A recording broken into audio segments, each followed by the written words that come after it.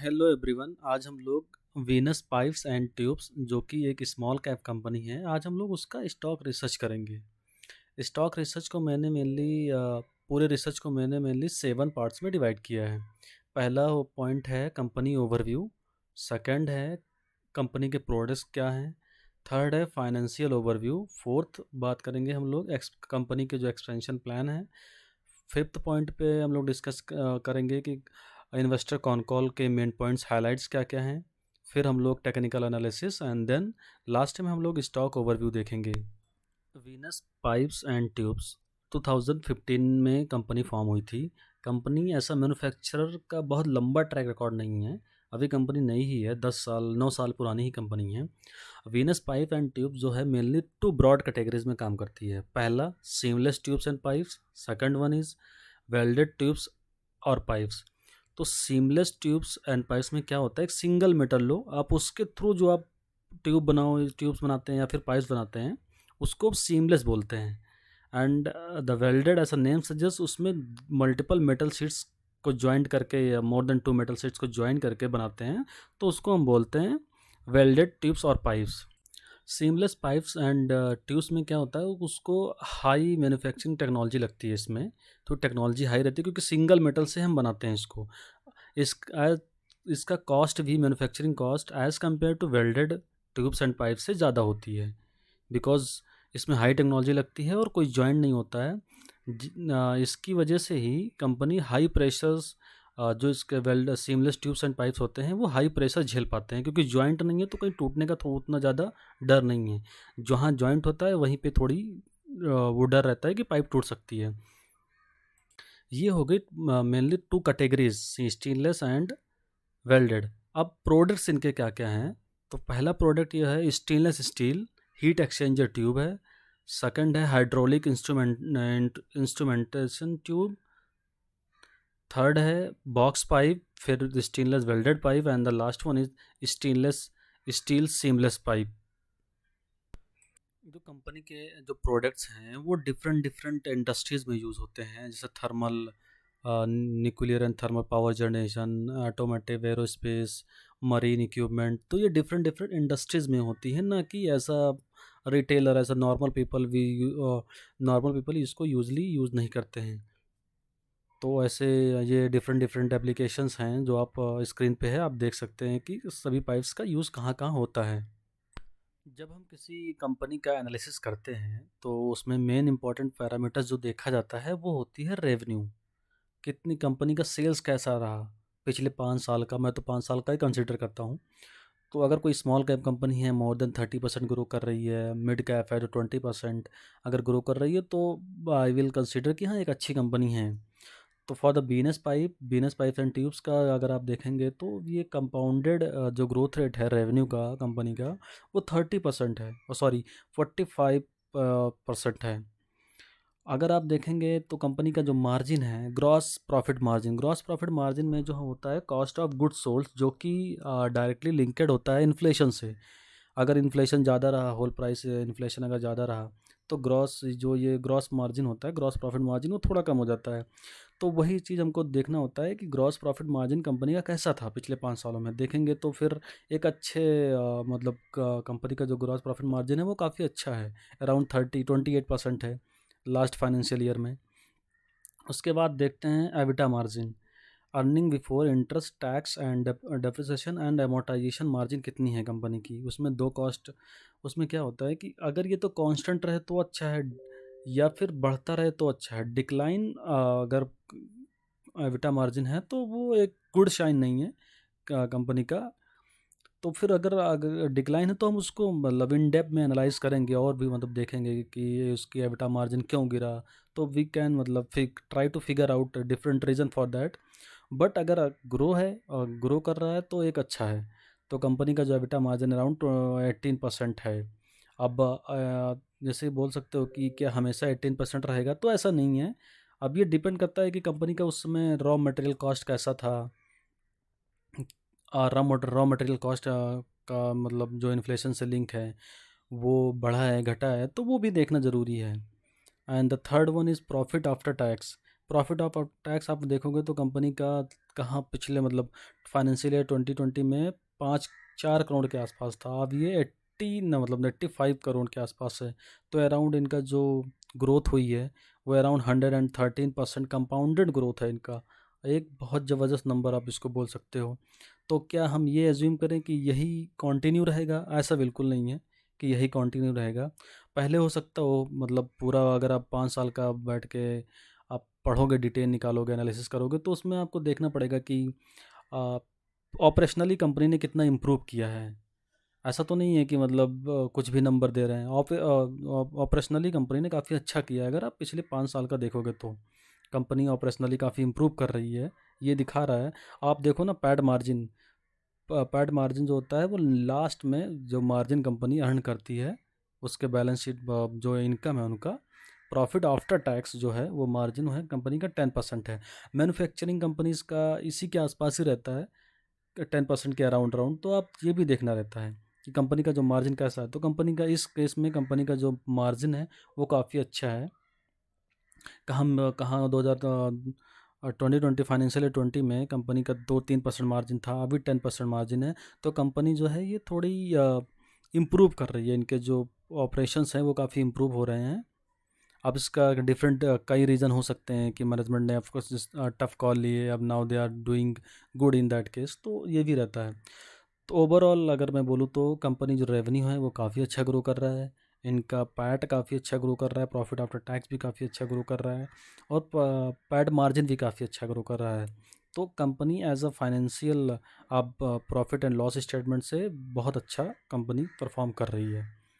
अब last quarter का हम देख लेते हैं कि जो अभी रिज़ल्ट अभी रिसेंटली आया था Q1 में फाइनेंशियल ईयर 25 का। तो कंपनी का जो रेवेन्यू ग्रो हुआ है वो 33% हुआ है। मैं वही बोल रहा था कि 45% हमेशा नहीं होगा, बट 33% के ऊपर 30% के ऊपर हो रहा है तो वेल एंड गुड। तो कंपनी का जो जैसे कंपनी बढ़ती जाती है उसका जो ग्रोथ रेट होता है वो कम हो जाता है, क्योंकि वो बेस इफेक्ट रहता है। आप रिलायंस कर दो 45% से थोड़ी ना ग्रो करेगा हर क्वार्टर। तो वो जैसे जैसे मैच्योर हो जाती है कंपनी तो उसका ग्रोथ रेट थोड़ा कम हो जाता है। बट कंपनी 30% ऐसा स्मॉल कैप कंपनी 33% ग्रोथ दिखाया है लास्ट क्वार्टर में, ये बहुत अच्छा नंबर है। और आप पैट मार्जिन भी देखोगे तो कंपनी का पैट जो है वो 11.5% पैट मार्जिन दिखा रहा है। तो ये बहुत अच्छे रिजल्ट कंपनी ने अपडेट्स दिए हैं। ये एक स्नैपशॉट है, कंपनी का जो रेवेन्यू है 46% से ग्रो हो रही है, पैट मार्जिन 1.5 114% से ग्रो हो रही है and PAT margin is around 10% के आसपास है। तो this is all about the company's major financial parameter. अब हम लोग कंपनी का बैलेंस शीट देखेंगे। तो कंपनी का जो बैलेंस शीट देखेंगे तो जो ये कॉलम है property plant and equipment PPE जो है वो फाइनेंशियल ईयर 20 में अराउंड 12 करोड़ था, नाउ इट इज़ 280 करोड़। तो ये कंपनी एक्सपोनेंशियली ग्रो कर रही है अगर आप देखेंगे तो। पर मेन इंपॉर्टेंट जो बैलेंस शीट में हमको देखना होता है वो trade receivable and cash and equivalent देखना होता है।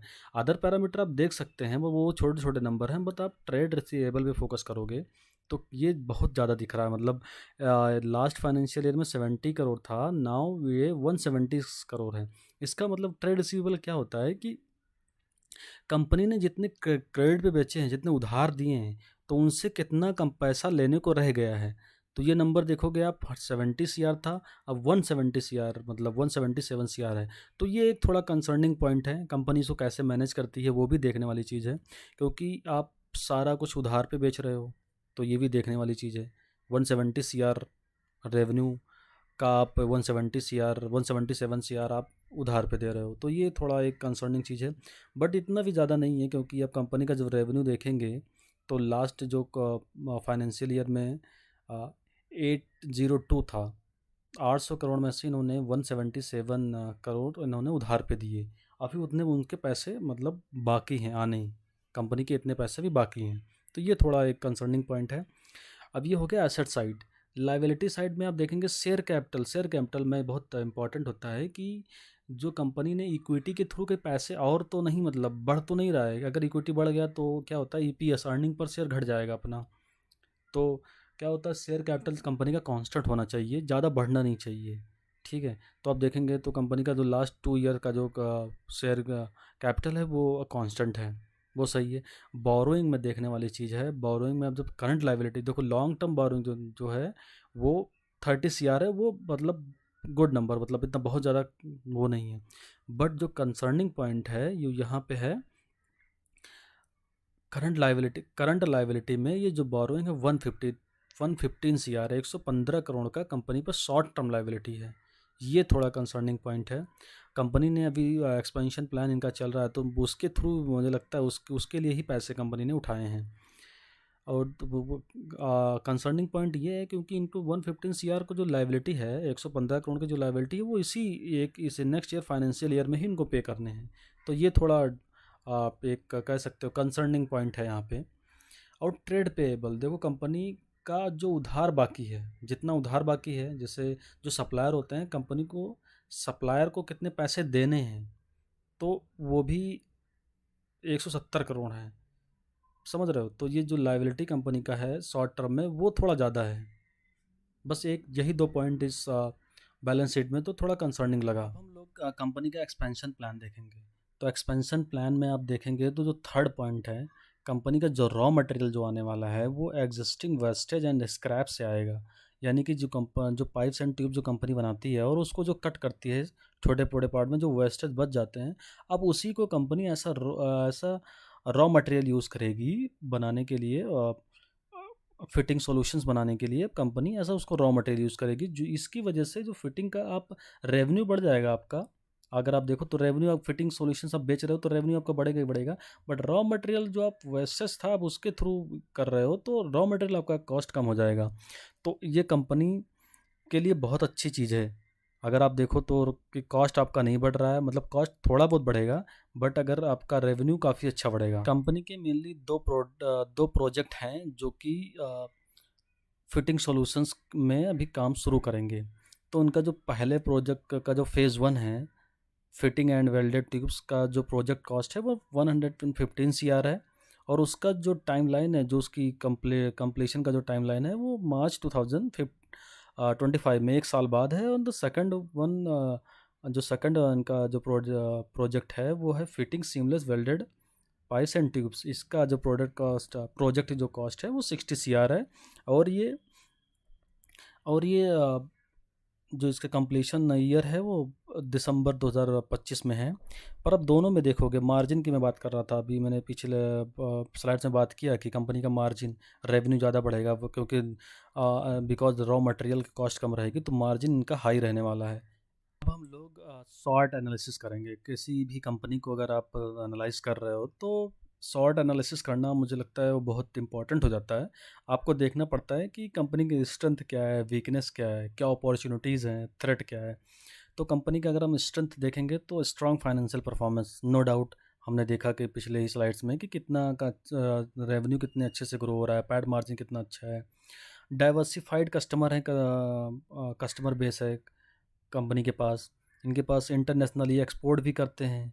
और कंपनी का वीकनेस क्या है, वीकनेस में क्या है कि लिमिटेड लॉन्ग टर्म कॉन्ट्रैक्ट है। अब इनके जो मैं कॉल देख रहा था तो इनके जो कॉन्ट्रैक्ट हैं वो बहुत लॉन्ग टर्म के ऐसे नहीं है कि 10 साल के लिए कॉन्ट्रैक्ट कर लिया, ऐसा नहीं है। और इनके जो मेन क्लाइंट हैं वो भी कंसंट्रेशन ऑफ द कस्टमर है, जो 2-4 ऐसे 10-15 क्लाइंट्स हैं जो ज़्यादा लेते हैं, ज़्यादा मतलब प्रोडक्ट्स इनके बाई करते हैं, तो वो थोड़ा कंसंट्रेशन हो जाता है। और थर्ड वन जो वीकनेस है वो लिमिटेड ऑपरेटिंग हिस्ट्री है। वैसे मैंने बात किया अभी 9 साल ही पुरानी कंपनी है, तो आप पूरा आप जज नहीं कर सकते कि कंपनी किसी भी वेदर में सस्टेन कर जाएगी।